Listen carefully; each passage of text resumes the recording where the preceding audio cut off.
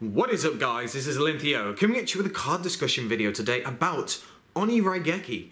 That is coming out in the Secrets of Evolution, I do believe, and its effect reads as follows. Spells can't be activated in main phase 1. Very simple. It's a Light Thunder level 4, 1800 attack, and I think it has 200 defense. So, it's very simple.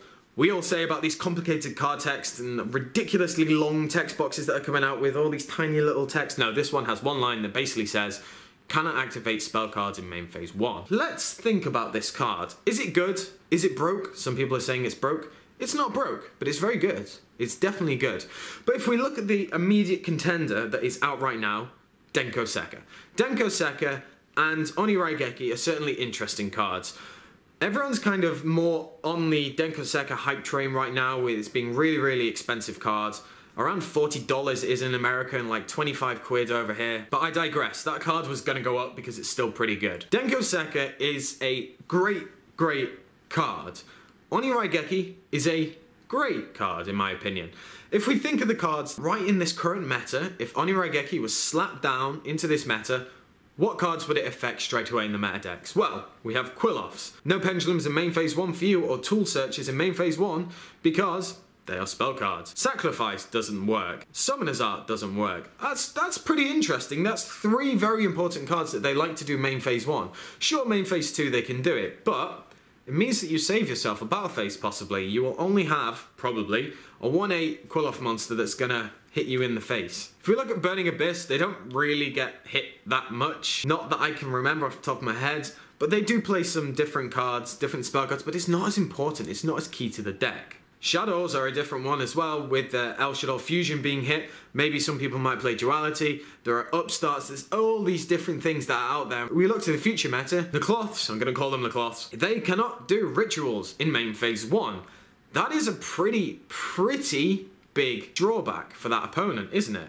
Because if they can't make their plays main phase 1, that basically means that they're going to have to skip their battle phase. And they're going to have to wait to main phase 2 to make their plays.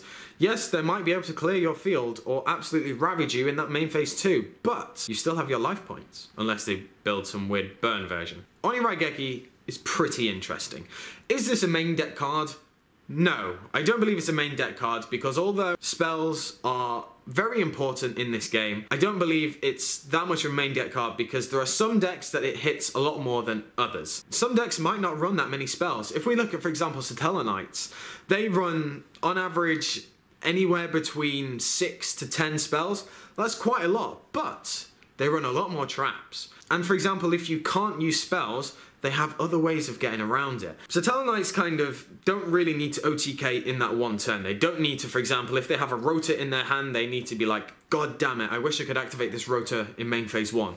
Quite happily do it in main phase 2. That's just an example of different decks that can deal with Oni-Raigeki. Oni-Raigeki is a great card in my opinion. I think it's quite a nice side card to use against maybe very high spell countered decks. If we look at spellbooks, for example, if they were still high meta like they were not too long ago, that would really hurt against them, because then they'd just be like, cool, I can do all my advantage in main phase 2, but you're not gonna die this turn. Oni-Raigeki is a very solid side card in my opinion. I think it's quite nice that it's 1800 attack, but I feel that if you do go against Nucleophs, they can just summon an attack and beat over it. But that's still achieving the same thing. They've already advanced to their battle phase, so they're still going to have to do everything main phase 2, so you are going to survive that turn. So I want to know what you guys think of Oni-Raigeki. Are you going to be able to use it? Do you think it's going to be quite interesting? Or do you think it's just going to be one of these cards that will be overlooked and people won't really use it? Also, I wish I could search this with Thunder Seahorse. So that is it, guys. I want to know what you think down in the comment section below. Give me a like, comment, subscribe, and I should catch you guys later.